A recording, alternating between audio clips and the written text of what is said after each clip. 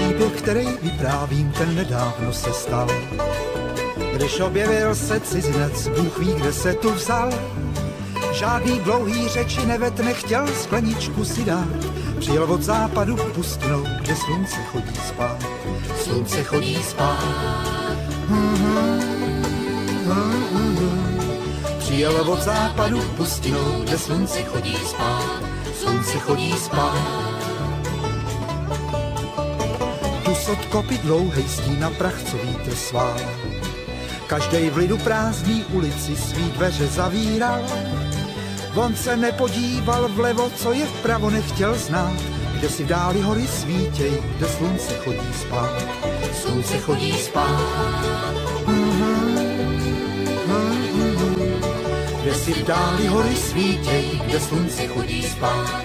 Slunce chodí spát. Nikdo z nás to tenkrát nevěděl a neznal jeho cíl.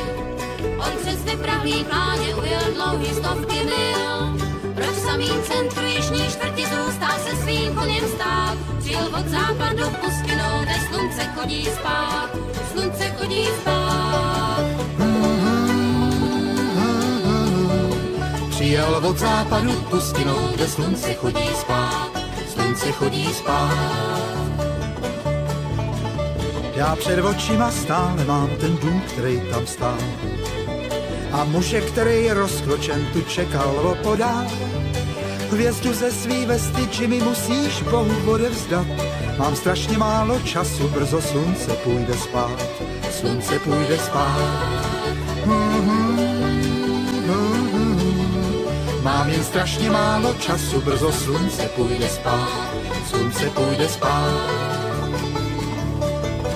Celá historie končí, celý příběh podivnej. Ve městě jsme měli funus, zemřel šerif Jimmy Kane. Navždy zmizel onen občan, snad měl skleničku si dát.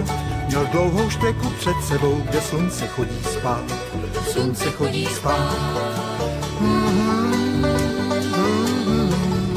Vždyť měl dlouhou špeku před sebou, kde slunce chodí spát. Slunce chodí spát.